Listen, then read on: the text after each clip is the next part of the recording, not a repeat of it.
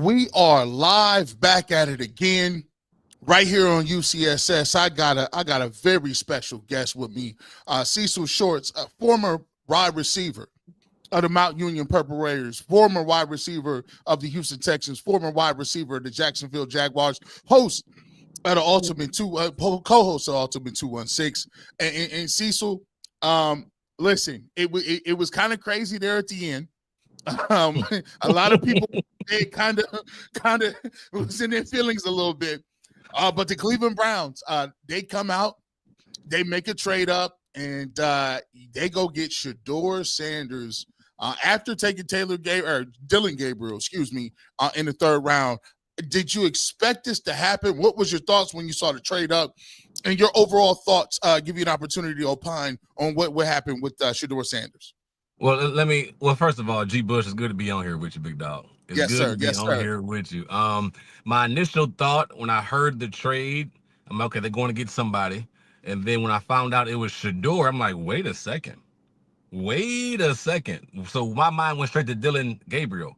Like, what are you doing with Dillon Gabriel? Because what they bring to the table, in my opinion, whether you like Dillon more or Shedeur more, they bring the same things. This accuracy. They're both undersized. They get the ball out quick, right? I think Dillon's a little more athletic as far as his 40 time, whatever the case may be. But I'm just like, okay, what are you doing here? Now, on the other side of it, I'm like, compete. Like, if you really that dude, Shedeur, and I'm a huge fan of Shedeur. I said we should have drafted that too. That was just my opinion. I love his film. I love what he brings to the table. To me, the most important thing is from head up, right? His mindset, what he did at Jackson State, what he did at Colorado, he can handle the big stage. He wants to grind. He helped put franchise or programs together. I love that, right? But my thing is now, all right, it don't matter how you get to the league.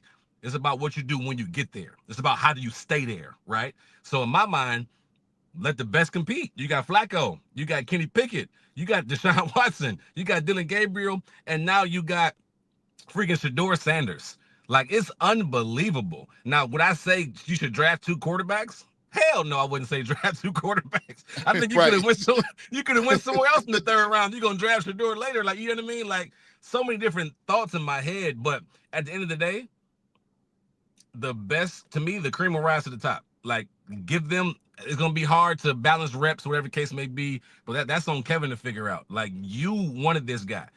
Go out there and make their behinds compete. Make them boys go at it and see who comes out on top. Like, I got no problem with competition. I love competition. I think that brings the best out of everyone. Period. And to be honest with you, you haven't found a quarterback since.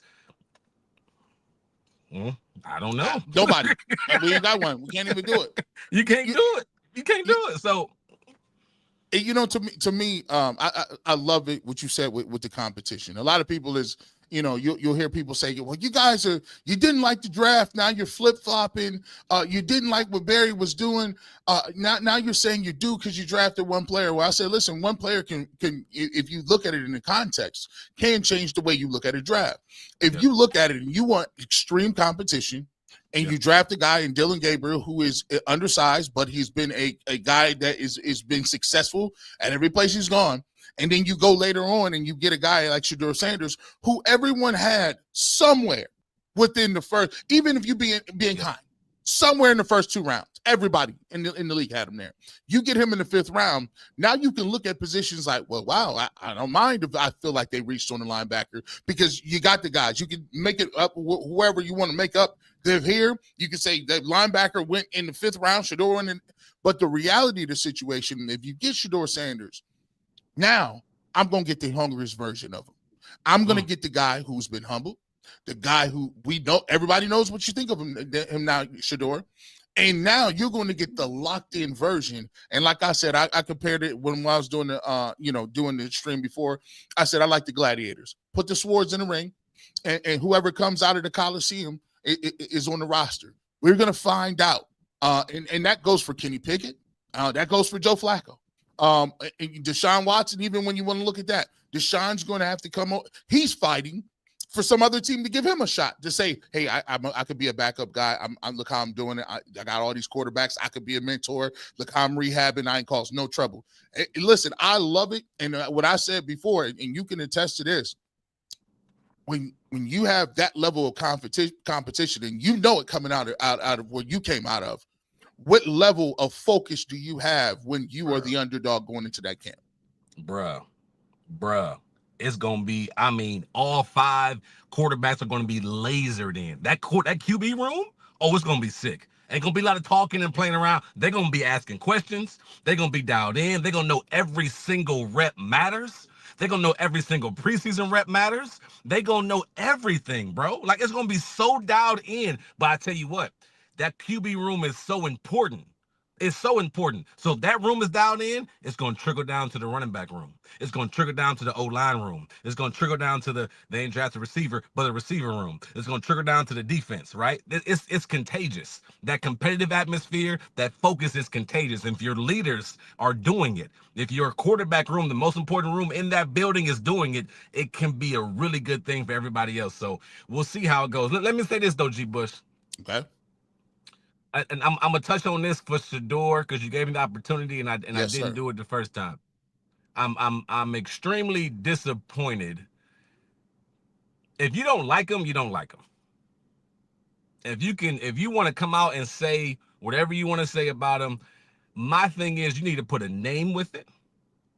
You need to say what you coach, why you didn't like it, and go from there. But don't go with an anonymous source and say, oh, he was terrible for whatever the reason. Because in my opinion, a lot of people are holding grudges from his daddy.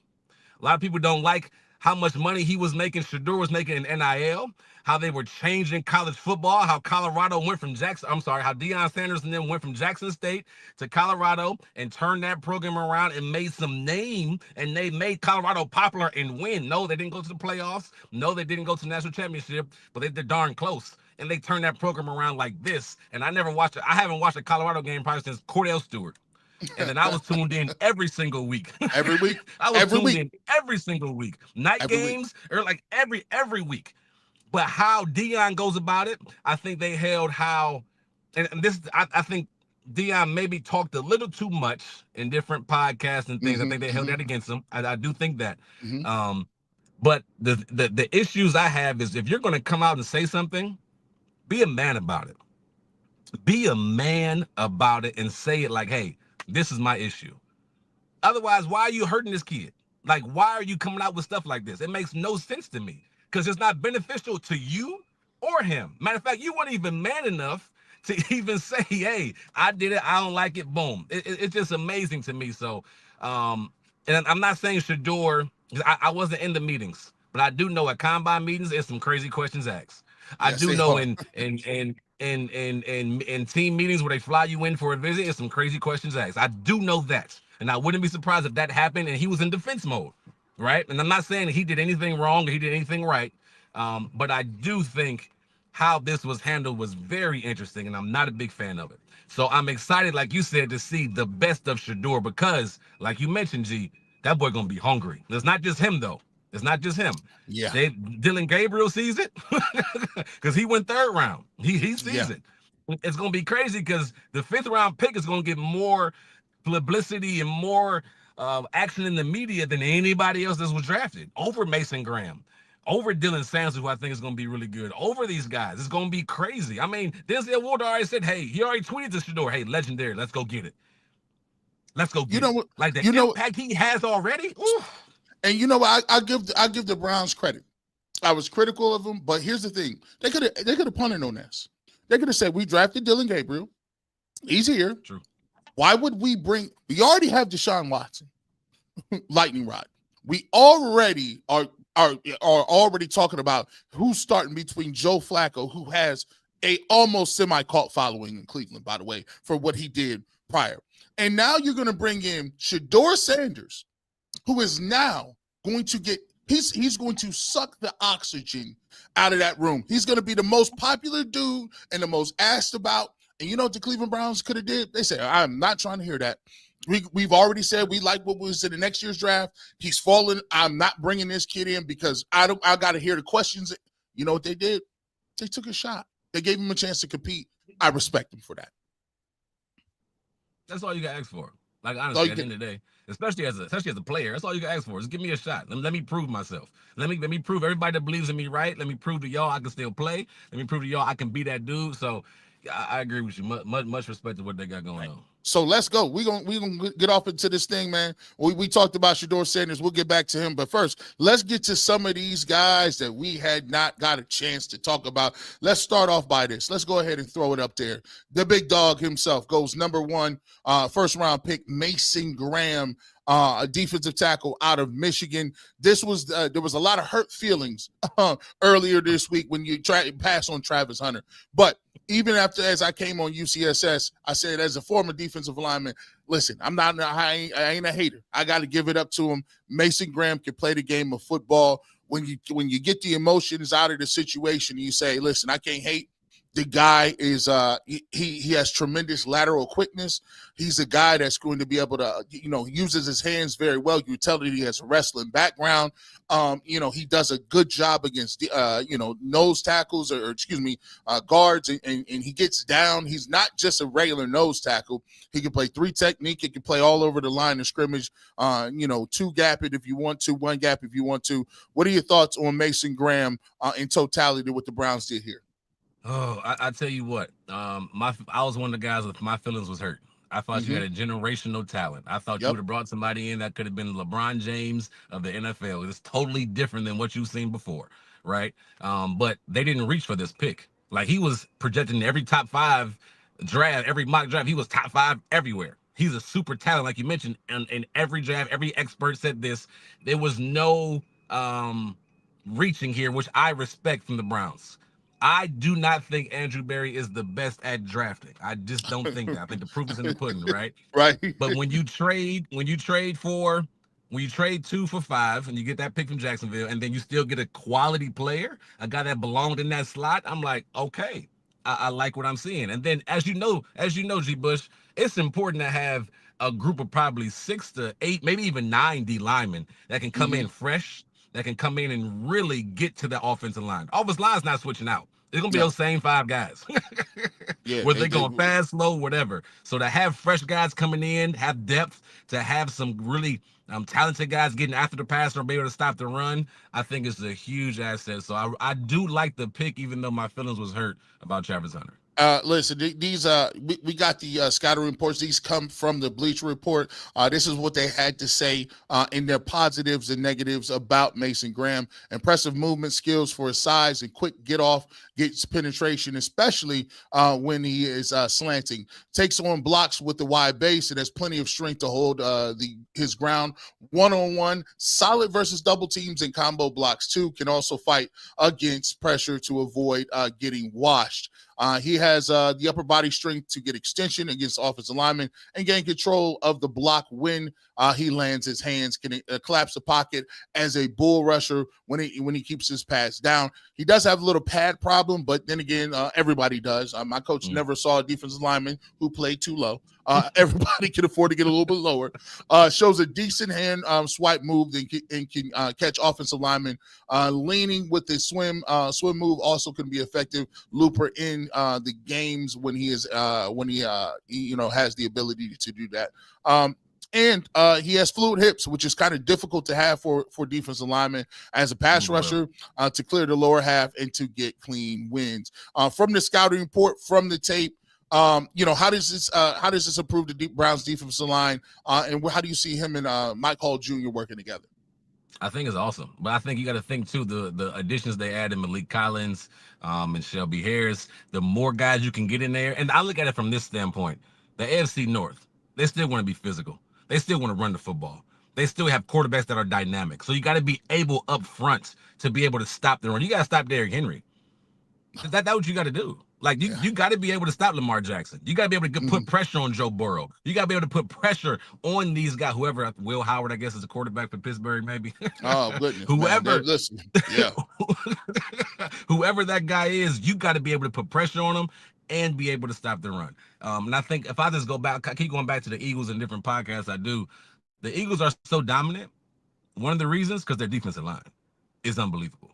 they're able to stop the run, they're able to put pressure on the passer, and then the offensive line is really good as well. But their defensive line up front, that's going to be huge. So to add him and Mike Hall together, Mike Hall got to be healthy. Mike Hall got to put something together on film as far as just get fully healthy. But I think if you can find 6 to 8 guys, maybe even 9 guys that can be some good run stuffers, run stoppers. But I think Mason Graham, if you look at him in Michigan, he was just a disruptor. No matter who he played, he always stood out. Was it Ohio State, it was Oregon, whether it was national championship game, like he stood out. And they had a number of guys on that defense that they had another D tackle go first round, matter of fact. But they had a number of guys in that defense that were pretty good. But this guy stood out big time. So I'm excited to see what he can do in the middle of the field, alongside Myles Garrett and others. Hey, listen, before we get to the our second round pick, linebacker out of UCLA, so let's get some of your comments really quickly here as well. Let's go ahead and pull these up. Let's see. Let me give a couple one here. Sam says, now trade for a wide receiver because we need one. What do you think about that? Obviously, Cecil, I mean, that's the one thing that we just I mean, they're allergic to one, or they got some moves behind, or maybe they like the guys we got. I don't know how they like them. What are your thoughts on the wide receivers and what we're doing here? What we're doing? You got one guy that had 50 catches in a season on your roster. One guy, Jerry Jeudy. He's the only guy that had 50 catches in a season on your roster, and you don't address it in no type of way. You brought in DeAndre Carter, but he's not going to be a down-to-down receiver. He's going to be a punt returner, kick returner. He may be in the slot, maybe. That's a big maybe, right, if he makes the team. But you have to go find another playmaker. And I'm maybe it's Tillman. Maybe I'm overlooking Tillman or David Bell or maybe they like or who Jamari Thrash or whoever else it is, right? But you brought these guys in, you haven't developed them. They have not proven, like, I can't give them Jerry Jeudy. Jerry Jeudy came from the outside. Amari Cooper came from the outside. Outside. You know what I mean? Like the guys that you drafted and brought in, you have not shown that you can develop them and get them playing on the field. Tillman has shown flashes, but can he stay healthy? Can he be consistent? Can he make plays over and over and over again in the NFL sense? Like, I just don't know. And I think when you look at what they did in the draft, and we'll get there with the running backs, I love that, because a running game is so important, but you have to have somebody to throw to. Like, you can't just have Jeudy alone, right? And Njoku alone. You got to have more guys to throw to. So I don't know the mindset behind that. And then again, I'm gonna go back to this. You took Dylan in the 3rd and Shedeur in the 5th. One of those could have been a receiver.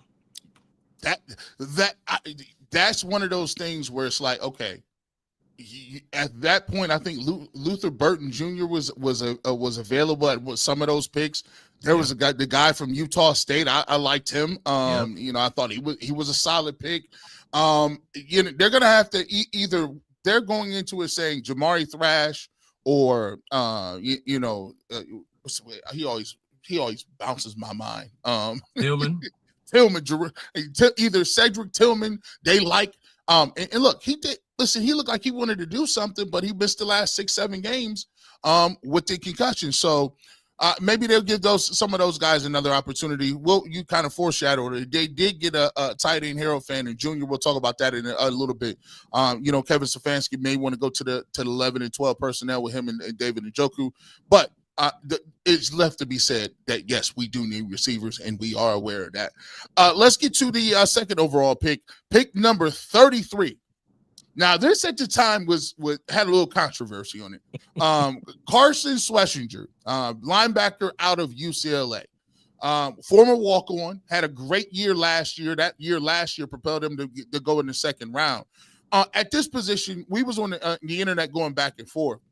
And one of the thoughts that I had was, listen, I get it. I mean, if you like the linebacker and you want to say, by the way, I thought I caught I think we caught your boy AB. I think we caught him with a Freudian slip. He was talking about JOK, and he was comparing Carson Schwesinger to JOK. And one of the things that he said was, well, JOK was what he was great at was rushing the passer. JOK was great at doing X, Y, and Z. And he said it twice, and he called us. He said, I'm sorry, JOK is. And when he said that, and let me know in the comment section.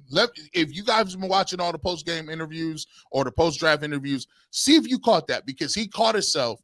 And I think this pick had a lot to do with JOK reporting and just seeing the shape that JOK was in and saying, okay, we got to get a linebacker. Your thoughts on this pick at 33?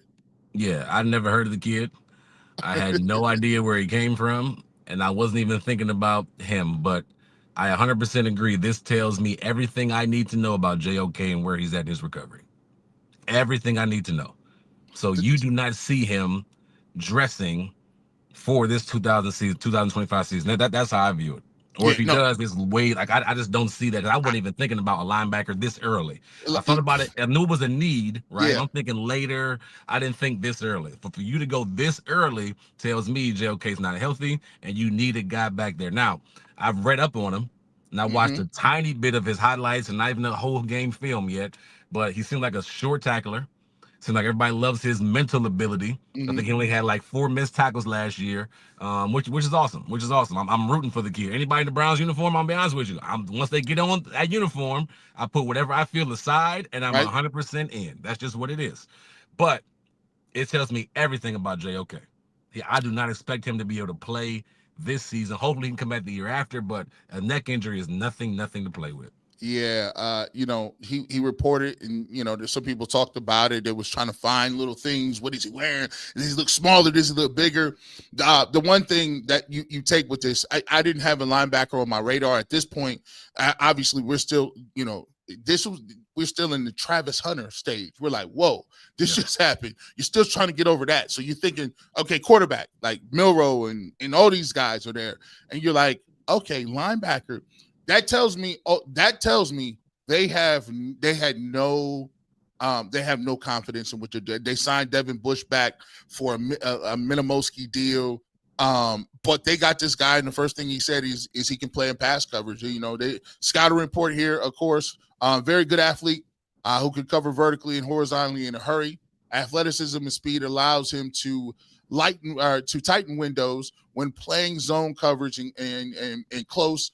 They help take away post routes when playing in Tampa 2. Good change of direction, fluid hips to stay in phase, recover against running backs and tight ends and man coverage. Good eyes in zone coverage to locate threats coming into the area, and can actually read the quarterback's eyes to step in front of passing lanes. I think one of the big things for him, some of his cons are limited in his experience, only played the 1 year, lacks size and strength to hold the ground when it comes to the running game, hasn't shown the ability to use the quickness effectively to get off blocks, and he has tough getting off blocks. But let me just note to self and everybody else, getting off blocks is kind of difficult. I think they play a little bit. Getting off blocks ain't like that's like, and I ain't seen nobody that get an A+ and getting off blocks. It's a process, bro. So for this guy, I think they're gonna use him in a passing game. I think Devin Bush will be a rundown guy. They still got Watson out of the Mississippi State, former SEC Defensive Player of the Year. They'll put him in a rotation. I think this guy they're gonna use on pass downs and to kind of play in space a little bit. It's gonna be interesting because you don't draft a guy. Honestly, it's like a late first round pick. When you pick first in the second round, it's like a late first round pick. So they're expecting him to come in and be a day one plug and play. You don't draft a guy in the second round, it's not gonna be plug and play, especially this high. So it's gonna be interesting to see his development if he's ready. What he can really bring, how they're going to use him. You mentioned passing game. They got Devin Bush, who's a little more physical, a little more seasoned in the game, right? But it's going to be interesting to see what he can do. 1 year of experience. I'm not mad at that. I think that means a lot of life left in his legs, a lot of life left in his, and he can play. But it's going to be interesting to see if he can really adjust to the AFC North and the physicality and getting off blocks and everything else. But they expect him to be a plug and play. I'm sorry. At 33, you got to be able to make a difference on this defense. That's just what it is. And so here, that's a great point that you brought up. We are here right now. So do you expect day one given the fact that you went number 5, I think you telling Aaron Donald didn't go 5. Warren Sapp didn't go 5. If they got you at 5, you better be, I don't care. Facts. You better be, that's a starter. So you Facts. telling me the Cleveland Browns should be expecting these 2 guys to be lined up when they call the ones out when camp starts? Absolutely. Like no question about it. Mason Graham, absolutely. He's your day 1 starter. These guys are plug and play guys. There's no developmental time. There's no, they need some time, maybe week 8, no. You draft these guys early, and you draft them for a reason. You drafted of need. Mason Graham, you need to plug and play right now. When the depth chart's out there, they sit you down in your room. hey, you're gonna be this technique. You're starting. That's what it is. Hey, you're there. The linebacker, hey, first group out. Hey, Carson, you're gonna be out there. That's what it is. Learn on the fly, brother. Learn on the fly. That's what it is. But they're expecting them to make plays from day 1. So, and here's the thing. As we kind of shape the way we look at this, the only thing you can ask for is what we wanted to come out of this draft. We said we had holes. We said that we had a quarterback, running back. We had some holes, a bunch of different places, right? Only thing you can ask for is if you can come out of the first 2 rounds, and if you believe these 2 guys are starters, then I'll shake your hand. Now we get to one more here. We'll throw this one in before we get back to the chat, and we'll get some of your questions. If you got any questions for Cecil, want a super chat, make sure you put it in the comment section. We will get to that at the end. All questions for Cecil. Let's make sure we get them ready so we can get this thing knocked out. And we just educating on you what the Cleveland Browns have done so far. Quinshon Judkins, right? This was like you see your face. This was the first one where we was like, okay. It's like okay. It's like when you're playing spades and you get one of your little clubs cut. Oh, okay, I see you, Cecil. That's how you're rolling over there. Okay. The King of Hearts is getting cut. That was perfect. Y'all cutting already? Okay. This was okay. All right. This was the first one. We got one of them, Quinshon Judkins, man. Listen, you saw what he did in the college football playoff. Boy, Ohio State, they had something. They had a couple of things.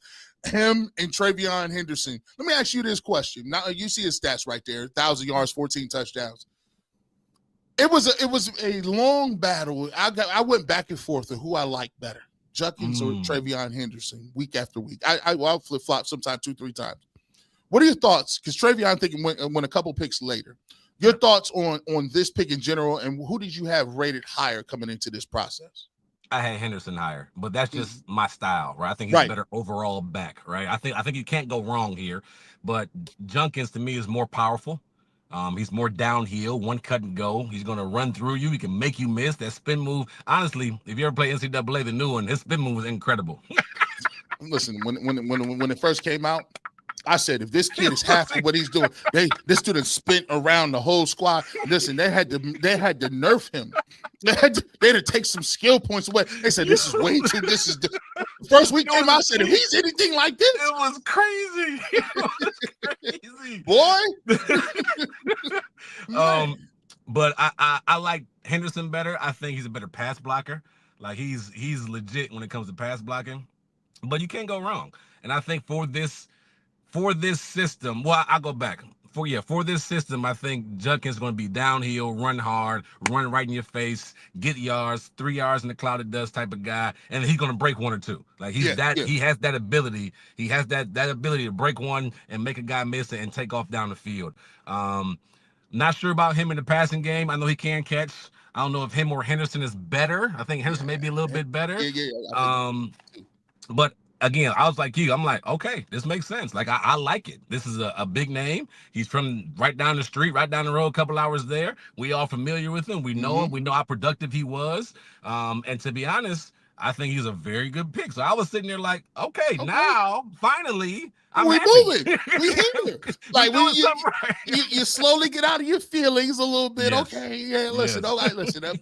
Right? 6 foot 219 positive. Difficult to bring down. Forces missed tackles with power and elusiveness, burst, acceleration. He can break something. Go watch his highlight tapes. He got long speed. He's a plus level pass catcher. I don't know if that's the best part of his game, but one of the things that I like about him is he's not going to play no games on the goal line. He's not going to make he's going to make your safeties and your linebackers make business decisions. And when it gets to the third and fourth quarter, it's going to be a problem. And if the Cleveland Browns want to get back to what they were when the Cleveland Browns were menaces up front with that offensive line and Nick Chubb and Kareem Hunt, you knew what you was getting into when they came up here with the stretch play and the zone play. So I loved what they did right here. I liked it. I said, okay, this is the first one we're going to get to. And again, you look at this running back room, I ask you, this guy is in contention to be a starter. Right now you got Jerome Ford. Listen, right now, this guy has a chance to be a guy that's going to carry the ball for you a lot in 2025.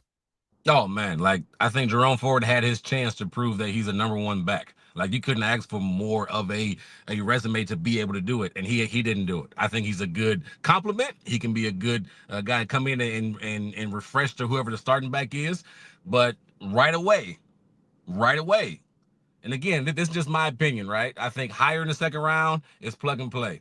This is still high in the second round to me. Very. You're expecting him to be a day one, I don't know if it's a starter, but day one playmaker. Like it's gonna be packages for him, whether it's goal line, whether it's short yardage, whether it's 11 personnel, you got him back there, whether it's 12 personnel, 13, whatever the case may be, he's gonna be involved early and often. Will he be the starting guy? Yet to be seen. But he'll have his chance to earn that spot for sure. Listen, we are moving right along. And let's get to some of your comments and thoughts right here, because I'm gonna tell you what. We got a super chat already. Let me move this back. I gotta move. These banners be all in the way, man. They're all in the way. Earl the Pearl. Earl. Look at my man. New AP on Cecil. Hey, stop that. Hey, bro, listen. Hey, listen. You know, dudes is out here thirsty now. Don't you do that? They be looking hey. You know he got it. He got some of them. I know he got a couple checks left over. No, listen, I'm just trying to make it, bro. I'm just trying to make it out here, man. Let's see what we got. Guys is my man. I don't know how you say that. I'm not gonna try. But shout out to you. Q will be starting by October. You know what's so crazy about it? When we get to, I can't wait to get to the next two. They went and got Deion Sampson too. That made me excited right there. That made me excited. I said, "Oh goodness, these dudes is not playing." That made me excited. My man T Money for 20 says Judkins and Fannin were definitely hits. This is where they hit their stride at. Yep. This is where they started cooking. Agree. I think they was like, hold on. Let's get back to, we need guys that's gonna play for you day one. Yep. And I think they did a good job. They backed into the quarterback thing later on, and Gabriel and what's the name, and Gabriel and Shedeur won't get most of the headlines. So like, what are you doing right there? But these mid-round picks, I thought that they found legit playmakers that can help you now and can be part of your program moving forward. And I tell you what, this tells me what Stefanski wants to do. He wants to get in 12 personnel.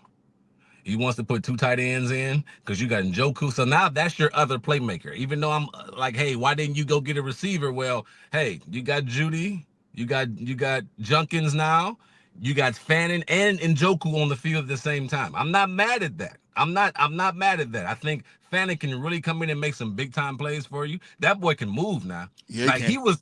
Don't get the Bowling Green. You a Mac guy. Don't get the Bowling Green twisted. Like the boy played his best ball against A&M, against Penn State, against the top guys in the country. He averaged 141 yards against top 25 opponents.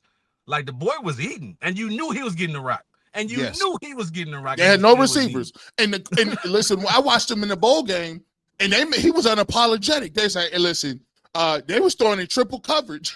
He was like, no, you worry about it. Like, yeah, listen, he wasn't trying to look off the safeties or nothing. He was just like, yeah, first option. You know it. Hey, we're going to it. It is what it is, man. Speaking of, let's get right off into it. Let's talk about Fannin Jr. Shout out to Cam McKinley, former Cam McKinley Bulldog, former alum. Mac, I love it all day. What I like about him is he wasn't shying away from the smoke. A lot of times you can run up some numbers, and coming from a guy who played in the MAC, when you get your opportunity to play against the big schools, they recruit you in that. You know, when I came out, they said, we're going to play Florida.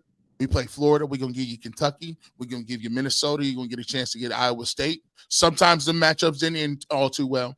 We had I played against Minnesota when they had Marion Barber and Lawrence Maroney. Ooh, and you the D tackle? Ooh. My coach, the coach came in and said, coach come in and say, yeah, no, we need to work on this, work on that. He just said, we're going to work. We're going to focus on conference play. So first, we didn't watch the tape.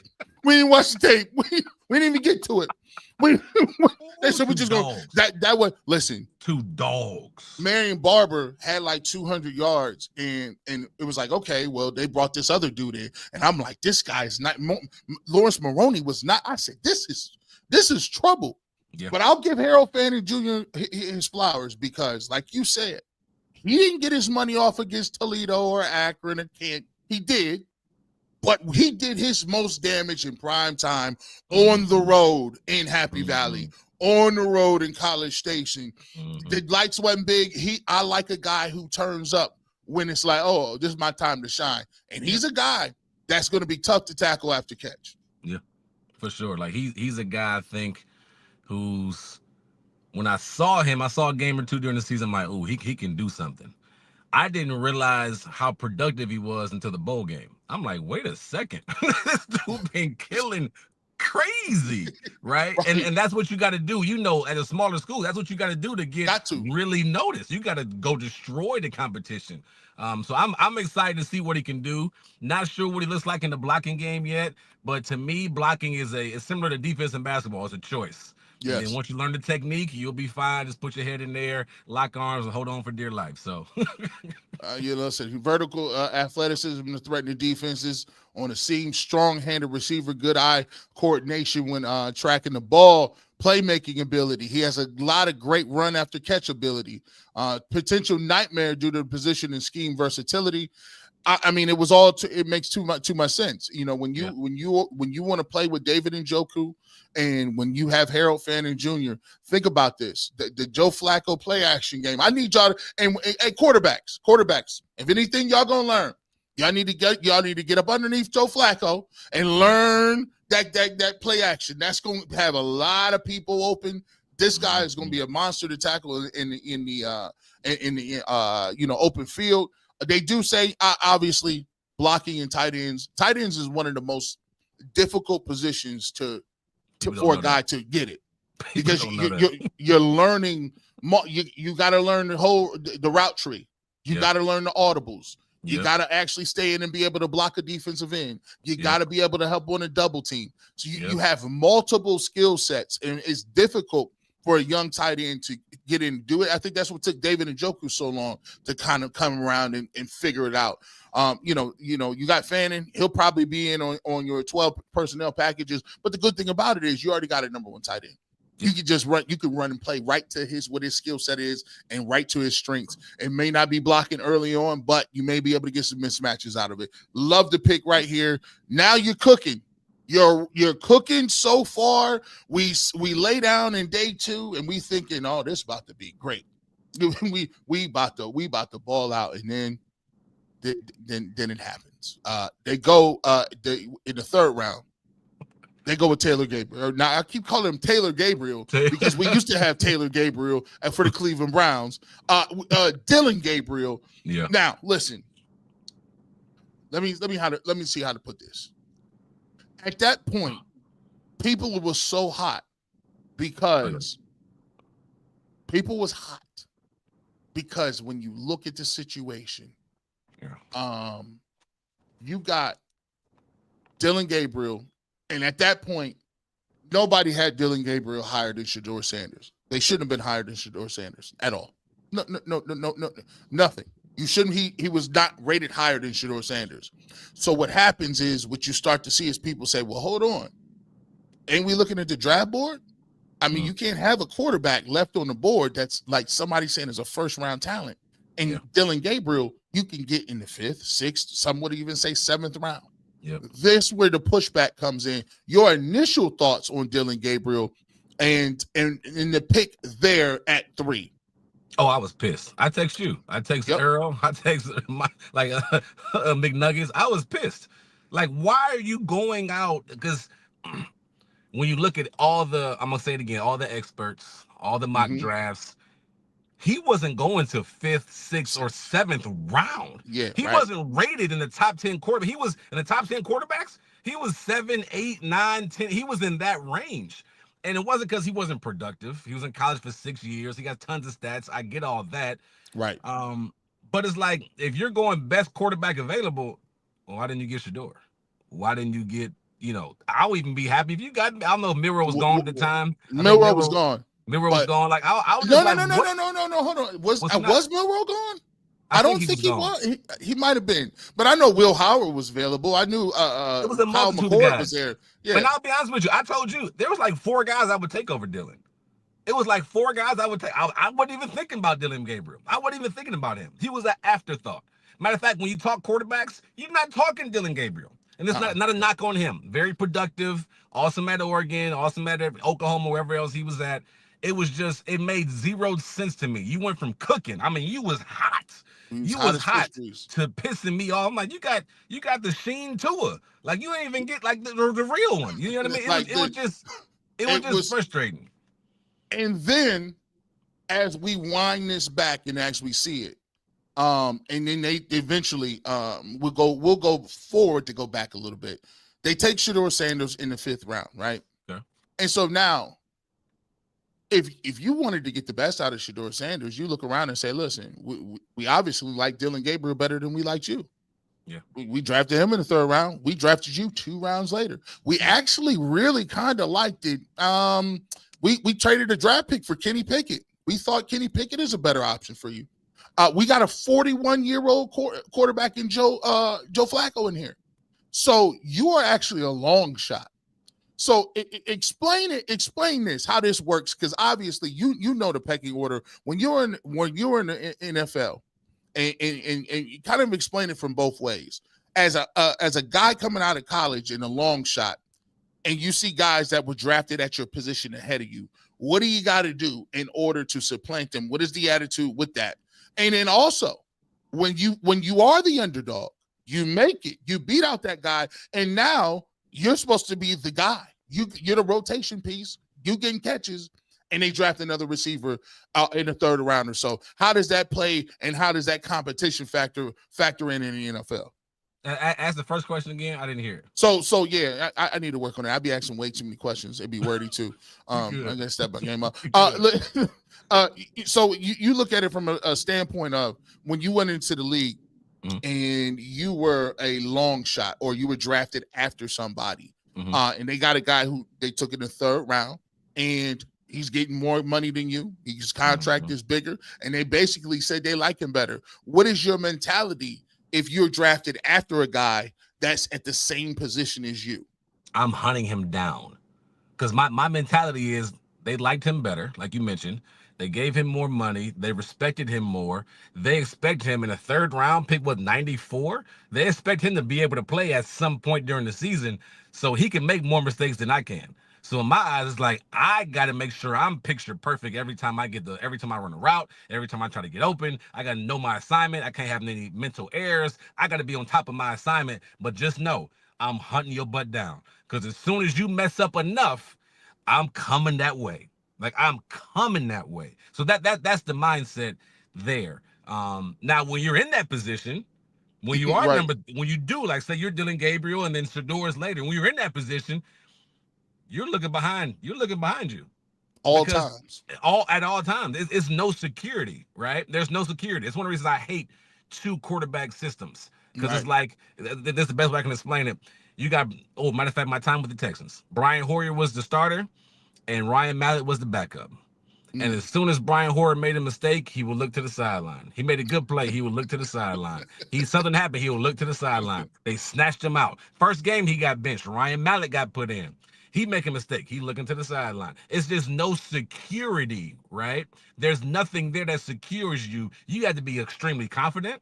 You got to know what the heck is going on, and you really got to be on your P's and Q's. Now you'll get more opportunity, but I can't say that for Dylan and Shedeur, because I think Shedeur didn't drop because of talent. I think talent-wise, Shedeur might be better.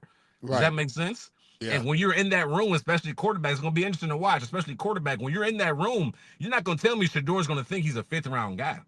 You're not going to tell me Shedeur thinks, he's going to be, Dylan's going to be standing up in a room and talking and leading the way. Now, Shedeur is a leader. Like, he's going to be up talking, communicating, talking to receivers, talking to his O-line, gathering guys up when practice ain't going well, gathering guys up when practice is going well, taking care of his offensive lineman. It's going to be interesting how this goes, because Shedeur's mindset's not a normal fifth-round pick, G. Bush. A normal fifth-round pick, you're sitting back and you're kind of watching. You're sitting back and you're kind of observing, letting the older guys in the room take over. You're taking notes, how to be a professional, how to be a pro. You're kind of just learning, right? You're kind of more subdued. You're just like, all right, let me see. In this situation, you're fighting to be the starting quarterback for an NFL franchise. You should have went. You think you should have went in the first round. You telling me he gonna sit back and let Dylan take over? Oh, hell no.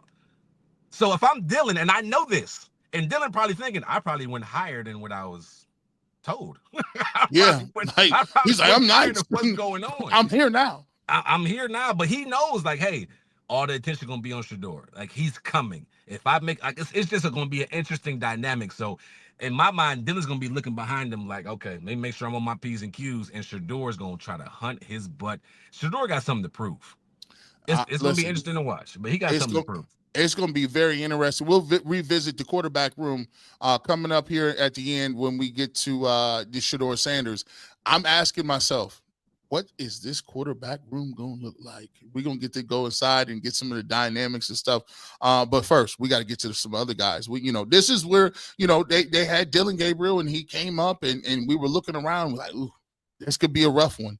But the Browns do the Browns things. They keep you on the seat of your pants, and then they go, the other Deion Sampson.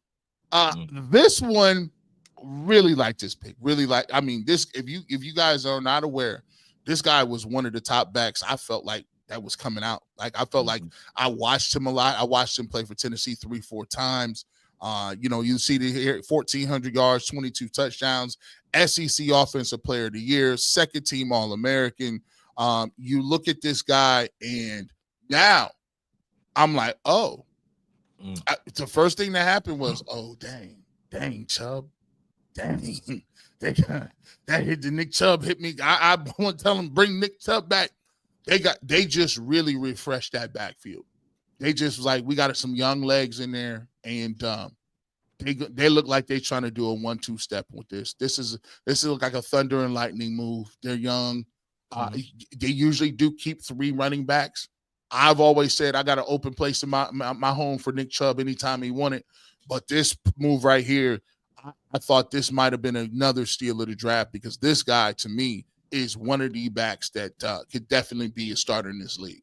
He's a home run threat, G. Like, he's a home run threat. I'm with you. I watched about 4 or 5 games of them this year, and I wouldn't even watch it for him. I was watching for Nico, the quarterback. Right. I'm like, who's this dude? I was checking them out. Like, who is he? Like, you know what I mean? All the hype, and he stood out, man. But the thing about him, he not only can run outside, that boy can run between the tackles, and he's a shorter guy. Right? He's a shorter guy, but he can run in between the tackles. Like, I was impressed with this kid. So when he got drafted, I'm like, oh, snap, that's great. And then I'm like, wait a second, you got Judkins? You got Sampson? Jerome Ford gonna be 3? Like, to me, because your third back gotta play special teams. They gotta play special teams. They're gonna be gunner or something. They always name them some weird name. You and Rangers. Rangers, you're in Air Force. You're in Air Force. Real talk. Your third back got to be special teams. He got to be the protector on punt. He got to run down on gunner. He got to run down on kickoff. Is that Jerome Ford? Like, is that something that he can do? Is willing to do? Like, I mean, this is to me, this might be the steal with the Browns draft. I thought he would go higher. I thought he was there was a lot of people. See, this is the thing that would happen when you I feel like when you don't have the level of like skill guys, even with the receiver core, we had T-Mac from Arizona. We had we had Luther Burton. We had obviously Travis Hunter. Last year we had 7 receivers, 6, 7. You used to a high receiver, 3, 4, 5 quarterbacks go in the first one. It seems like this class was more, we don't got the top end, but there was a lot of guys, especially this running back class, that got pushed down a little bit. And look, I was kind of hot when they took, when they made the trade, they got the number 1 pick. They had 5. They could have took Ashton Jeanty, right? They could have took Jeanty right there at 5 and kept it. But look, I mean, I think Ashton Jeanty is the best back in the class, but these other dudes ain't no slouches now. They not no suckers. Like they get it done. I really like this dude. Let's take a look at what they got for him. 200 pounds, another guy that generates explosive plays with danger, home run speed, runs with great timing, feet, vision of daylight, quick footwork, elusive jump cuts, pressing the line of scrimmage, a patient runner, follows his lead blockers into the open field. He is a little bit of undersized, consistency with ball security. Now, Kevin Stefanski don't like turnovers. They're gonna all learn that. And short yardage situations, he needs to be more effective there. But that's why you draft Quinshon Judkins. That's why you got. You see what I'm saying? That's when I'm looking at this. So that's when I'm looking at this. I'm like, oh, they got a plan. Oh, they got something for these 2 backs. And at this point, I was back on the train a little bit. I was mad this morning. I went to sleep. I was hating. It was a roller coaster, man. Roller coaster. I said, I don't care nothing about y'all anyway. I'm watching the Cavs today. I'm just going and do this little draft thing. I don't even care. I ain't doing no graphics. They just gonna get my face. And then they draft Sampson. They bring me back into the fold. I said, okay. My brother's like, I like that move. I said, I like that move too. So here we go. Now you do the recap. If you kind of looking at what it is that the Browns have done, right? They've gotten some guys. They've gotten some linebackers. They've done a bunch of other different things. They pull you back in. They get you together, and this is what it was looking like prior to the announcement of what they were doing. This is what it looked like, right? Like you're like, okay, Harold Fannin, I like it. Dylan Gabriel, you know what I'm saying? They got their picks up there. I like it. The artwork is out, and then they make the decision. Now they make the decision to then go get Shedeur Sanders. Now, look, and do you believe, and I think I haven't heard the interview yet.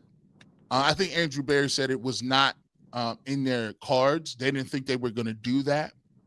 Do you think what was the catalyst? Because I sit here and think about it. I was making jokes before. I said, listen, this seems like a woman's touch somewhere. I don't know. Did D. Haslam pull up and say, listen, enough is enough?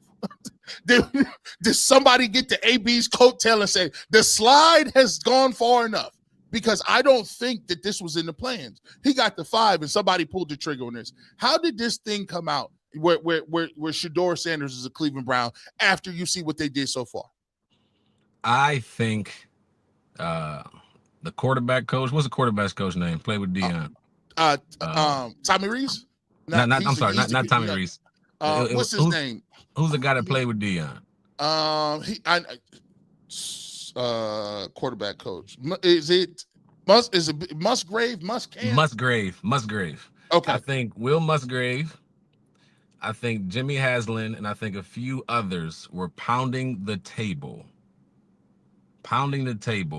Like, hey, it's the 5th round. Pounding the table, Musgrave, yes. Pounding the table for Shedeur. I don't think AB wanted to draft him. I don't think he wanted to. And I don't want to read too much into a reaction, right? But you saw the reaction when they drafted Shedeur, and he was over there straight face. Kevin was like, okay, I got something to work with. Like Kevin, like I got 5 QBs, I can figure out what I want. AB was to the side, like, man. I was joking. I said, man, they had the president on. When the president made the call, I said, did he call Jimmy? Jimmy, what's going on? This 47. But I think somebody had to be inside pounding the table like, hey, they're not sold on Dylan. Why not? Why not third round pick? Why not? It's a fifth round pick. If it doesn't work, it doesn't work, right? We got 2 first round picks next year to move up and get whoever is everybody's in fall in love with next year, right? Quarterback Right. wise. So I think he was probably the highest guy on everybody's draft board in the 5th round. And that, to me, like, if you look at that grade, like, how would I grade that pick? That's an A, because he was rated 1st or 2nd round, and you got him in the 5th round. That's value. That's quality. I would grade that as an A. And again, we talked about it in the beginning of the show. It's about competition. Yep. You really want to hit on this quarterback piece. You talked. I mean, he was floated around in Cleveland. We were talking about it. Y'all were talking about it on UC. It was everywhere. It was everywhere. Is he going number 2? Is he going to the Giants? Is he going here? Is he going to slide down here? Like, nobody thought he would be this far. So I think when you have a guy that's rated in the 1st round, slides that low, and you have a chance to get him, I think you go get him. So I think somebody in there loves him. Whether it's Haslam, whether it's Musgrave, whether it's somebody in there, I think somebody is in there pounding the table saying we want him. And I think AB, somebody put in the KR Thunder. I think I heard that presser. And AB said everything is earned, nothing is given. I think AB was scared of Shedeur. I think he's scared of the center. I think AB can't handle what he can bring. That's what I think this issue was. Everybody can't handle the star quality that he's going to bring. Yeah. Everybody can't handle that. I think Stefanski can. I think it's going to be huge. It's going to be huge. Hear me out here. Because I'm big on coaches and how they can bring the best out of other people and how they can relate to people, right? The best coaches, to me, number 1, are going to put you in the best position to succeed. But number 2, they're going to have a relationship with you. They're going to understand how to get to you. They're going to understand what you like, what you don't like. They're going to have a relationship where they can come talk to you. They may be able to cuss you out, and then next day y'all good. You may be able to cuss him out, and next day y'all good. But it's about being together, right? It's about a family feel. And it's about being able to handle each other and be able to get to each other and know how to push that button to get the best out of that kid. I don't know if AB wanted to handle all that. I don't know if AB has the mentality. I don't know if he's confident enough as a person, or that's just wanted to deal with everything that comes with Shedeur. I'm gonna be honest, it's gonna be a show. It's gonna be a show. That's part. Listen, that is the part. I think AB, if you want to look at it, see, I think AB. I said it the other day. I said, listen, man, when you ask who made the Deshaun Watson deal, everybody says AB is the first. AB was the first dude on. I said, ooh, now. If they picking and choosing, everybody's supposedly safe. But when it come down to people talking about who's here and who's not here, the first person they say is not Kevin Stefanski. It is Andrew Berry. Yep. So if you Andrew Berry, they didn't already put. They said, okay, well, you Baker Mayfield keep going to Pro Bowls. I said, that hurts. Baker keep going to Pro Bowls. It's getting rough around here. Then they dry snitched you and you said that you wanted Deshaun Watson. The owner just took the L for us all. All right. Now you got to think about it. Here's your quarterback room. Deshaun Watson, Joe Flacco, Kenny Pickett. Right then, you got 3 people's names that invoke emotion. And now you put Dylan Gabriel, who some people are going to say, I like him. They know he's a household. Hey, he was up for the Heisman. Yeah, and now you got Shedeur Sanders. That the cameras is there, Cecil. The cameras is there. Like this team, again, think about what they've done. The Cleveland Browns, for what it's been worth since 2018 or 19, since they drafted Baker and Odell came and Jarvis was there. And obviously they got guys like Nick Chubb and whatever. And Myles Garrett, who just had a big thing to do this offseason. They've been at the top of the ticket in terms of most talked about, most eyeballs for almost 5, 6, 7 years. At some point, I think Andrew Berry might be gun shy. Like, listen, I just want to tank my games. That's it. I want to tank, and I just want to see if we can do a smooth tank where no one really notices. And I'm just I'll go get Arch Manning. But now this opens them up. It's eyeballs watching now. If you think Kenny Pickett go out there and throw 4 picks, who they gonna call for? Who they calling for? Preseason games. Why? People gonna be at practice to see this dude. Is that something you want from a 5th-round pick? Hard Knocks gonna be calling. ESPN, NFL Network, they're gonna be at every single practice. Everyone, Every single practice. This is all gonna of be them. the most media at a practice in Browns history. It's gonna be crazy. And so when you Andrew Berry, I think the realization hit him as he was sitting there like, damn it, did it again. Did it. It's almost like when you tell your kids, don't ask for nothing when you go in the score. Ooh. Hey, I tell you what too. I don't think Andrew wanted to deal with Daddy. No. I don't think he wanted to deal with Daddy. And let's talk about that a little bit. Do you think Prime, if he had to take it back, do you think he has some missteps, a couple places where he would have taken it a different route, so to speak? I think I'll put it this way. I think Deion thought his child was better. I think Deion thought his child was viewed how he viewed his child. Like he viewed his child as an elite talent, elite traits, best quarterback in the nation, when the NFL didn't necessarily view the same thing. So he went out there and said what he said, and NFL like, okay, I'm gonna take this note. Oh, you said you're going to pull an Eli Manning? Oh, I'm gonna write that down. New York Giants? I'm gonna write that down. Las Vegas Raiders? I'm gonna write that down. Like he kept out saying, hey, if he doesn't go to the right team, we're not gonna go. We're not gonna show up. And after getting so much attention with Colorado and his personality, and he says at times controversial things that people may not agree with, or he coaches in a way that people may not like, right? I think he went out there and really said some things that he probably would take back. Because if you look at other quarterbacks that went higher than Shedeur, like I can think of other guys that weren't as talented, that weren't as good, that went higher than Shedeur, but their background was quiet, right? Their supporting cast was quiet. There wasn't daddies and uncles and everything else saying things he shouldn't have been saying. So I'm not saying things he shouldn't have been saying, but saying things that can make you feel some type of way. So I do think he would take some things back, but at the end of the day, Deion is going to be Deion. And I'm not mad at him for loving on his son and trying to put his son in the best situation to succeed. I'm not mad at that. I am not mad at that at all. But I do think it hurts Shedeur in the long run. I do honestly think that.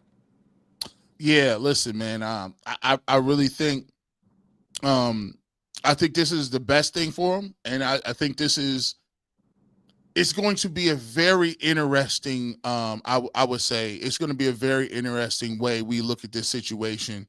In general, as we put a bow on this thing, what are your grades? If you guys want to put the grades, we want to get to your grades as well. What grades do you guys give the Cleveland Browns for the overall draft?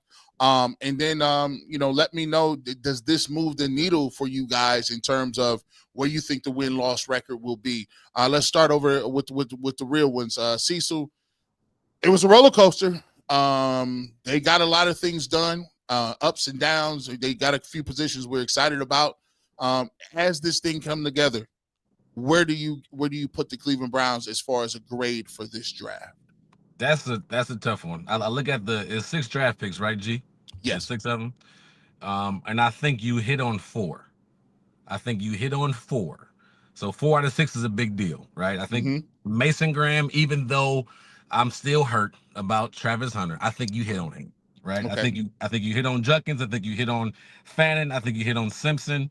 That's 4 right there. Shedeur's yet to be seen. I would even say 5, maybe 4.5, 5, right? Right. Because the value you got him at. You got him for the 5th round pick. So I'll probably give it a B+. My issue is I still want to help with the offensive line. I still want to help with at wide receiver. Yeah. I think those 2 stood out to me. That hey, and I know you got some tackle help in the free agency, but to me, especially wide receiver, I really wanted you to hit on. And then Dillon Gabriel at 3. The decision that Dillon Gabriel at 3, and then the decision with Shedeur at 5 is interesting to me. So I would give it a B. Listen, I am now. I have to throw in the fact Okay. that they did get a first round pick next year. Oh, that's a good call. I forgot about that. I almost forgot about that. And somebody That's the chat got me together. That's a good call. That you got 2 ones. You got 2 ones. You have 2. You now come. I was at a listen. Trust me. I was at an F after. I was at an F. Let you know that right now. I'm Duke a knee jerk. We was effed out. I was coming on here with the smoke today. I said, I had my graphics ready to go and everything. Man, I had all kind of sound effects. They was gonna get it. But they came on here and they listen, I love the Sampson pick. They saved, I think the Shedeur Sanders move saved a lot of picks because I'm willing to sacrifice the 3rd round pick for Dillon Gabriel. And somebody said that. What if Dillon Gabriel and Shedeur Sanders beat out Kenny Pickett? I see. You might come out of this draft with the franchise quarterback and the backup quarterback. Who knows? They play musical chairs like quarterbacks. Kevin Stefanski, like you said, was excited. I got everybody. He gonna have them boys in there threatening them boys. Hey, eye placement. Yep. Like hear that fake out. Yep. Hey, all of it. Hey, you know how it is. You know how it is when one day you rolling with the twos. The twos is right before you. Like you get to the twos and you ain't been getting reps. You like, oh boy, I'm in here. I'm traveling. Man, listen, that next day you come in and they got you reading off the cards. It's a devastating feeling. You like, I done turned from the twos to a camp arm. Twos to a camp arm in 5 hours. How? What did I put on tape? But no, I gotta give them, man, listen, I'll give them a B plus A minus. Really? And I'll give them and the reason I'll give them a B plus is the fact that you got a guy from the 1st round and you got him in the 5th round. And I mean, this was everybody had him at least worse, round 1, round 2. You get him. So now you got you got 2 project quarterbacks. I said, listen, you go in this draft, give me 2 quarterbacks. I'll draft 2 of them to figure it out. And you're still set up to a position where neither one of these quarterbacks are top 1 picks.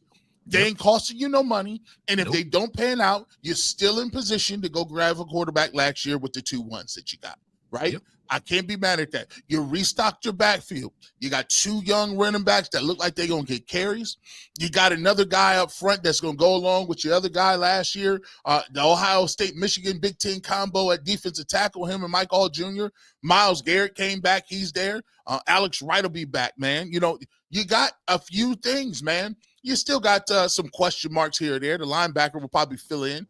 But in general, I got to go with a B plus A minus, and it ain't about how you start.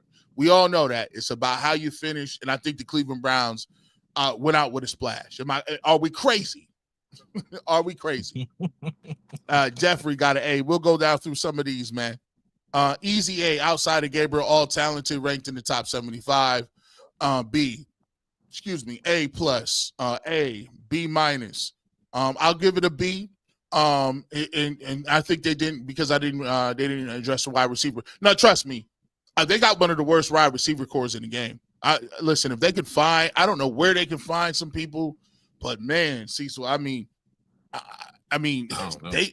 don't know, man. Listen, hey, G. Bush F yesterday, today A. The way it goes sometimes, bro. It's a roller coaster. The roller coaster. I told you what you signed up for. C minus. Dang. Oh wow. He must have not like nobody. I like none of them suckers. Hey, right? Listen, incomplete. If Sanders becomes a top 10 quarterback, all 3 or 4 of these dudes can get cut. You got a top 10 quarterback. If you get one of them, you're ready to go. Let's see, man. We'll get a couple more in here before we roll out, man, and then we'll give Cecil the last words on his thoughts and what he's interested in moving forward with the camp. B minus. Yeah, we got a couple of a B minus, right? B minus, A, B, B plus, B. Okay. All right, so let's get to it before we get up out of here. What is it that you are interested in seeing moving forward, and what are you looking for with the Browns in camp coming up? I'm just gonna be honest, man. I think it's the obvious. Who's gonna be the starting quarterback? What is that quarterback room gonna entail? How's it gonna move and shake? Like, I think it's so many interesting pieces that can come from there. You gotta think about this too. Like, Shedeur's taking a pay cut. What you mean? Dylan Gabriel probably taking a pay cut. Like, Hey, listen, right? They need to take that jewelry back. They need to take that back. Like, I hope that was a loaner. Them boys, I don't know if y'all know them checks don't be coming like that no more. Like, and the taxes be all different. I don't know if they was under some student finance program, but this, listen, they took some cuts. Bro. It's gonna be fun. I tell you what, it's gonna be fun because now there's some exciting things happening in that Cleveland Browns organization. Right. You got 2 first-round picks for next year. You got a new stadium that's coming. You got your number 1 overall pick this year, Mason Graham. What is he going to do in a situation? You got some exciting guys, 2 running backs coming in, as you mentioned. You got a tight end from BG that blew up the college world. Can he come in and make some things happen? I really am excited to see what's happening next, but the quarterback room stands out most. Like, okay, how's it going to shake up? It's going to be entertaining because Shedeur is going to bring the entertainment, and that's just naturally who he is, right? But you got Dylan Gabriel there. You got some vets and Kenny Pickett. Is Deshaun Watson going to make an appearance? Is he going to be a guy that says, hey, I can be a good tutor to these guys? Right. You know what I mean? Like, if I'm Deshaun, my mindset is if I want to stay in the league, I got to become a mentor. I got to become the best backup I could be. I got to be the best teammate I could be. He better start burning incense. He better be doing sage. That's everything. Talking about the mental health, all that. Oh, no, real talk. So in my mind, I think it's a lot of excitement moving forward, but the quarterback room, obviously, how is it going to pan out? What's it going to look like? That's what I'm looking forward to the most. I'm gonna tell you what, man. This has been so fun. Shout out to Steve for putting this together. This is actually like my first time working with Cecil, and this dude. Listen, I can see you want to do this full time anytime you want to do it, bro. Listen, Cecil he does work with the Houston Texans. Man, you are tremendous on the microphone. Anytime you want to pop on with me, you good in the barbershop, and we need a round of applause for Cecil. Come on. Round of applause. Round of applause. UCSS is just getting stronger. We got professionals. See, sometimes y'all don't. I told them, like I say, hey, don't listen to little old Mac me. I like to bring the heavy hitters. See, you can tell G. Bush certain things. You can't tell them nothing. They didn't got the checks already. Hey, come on over here. Yeah. Mm-hmm. Sean King, yeah. You tell him what you told me. It's like going to get your big brother. What you say? Speak up now. But I had a tremendous time, man, and thank you, Earl, for letting me borrow your partner for a day. And we look forward to this season, and I'm looking forward to talking to you soon. Hey, likewise, brother. It was a pleasure, man. Big fan of you, G. Bush. Love the barbershop. Love everything you do. So much love. I appreciate you. Just working with you was fun, man. I was looking forward to when I got that email. I'm like, I get to work with G. Bush. Hey, this about to be live. Yeah. We're gonna have some fun, like, man. We have fun over here. Real. Yeah. We don't have no scripts over here, man. I appreciate you, man. All right, man. Hey, and to everybody, man, we appreciate everybody. And like you said, you never know when we might show up, radio, television, internet. But I will say, UCSS had the most content this week. Your host ain't gonna get to it till Monday. Y'all don't be working hard enough. I'll talk to you guys later and have a great weekend. And as always, go Browns.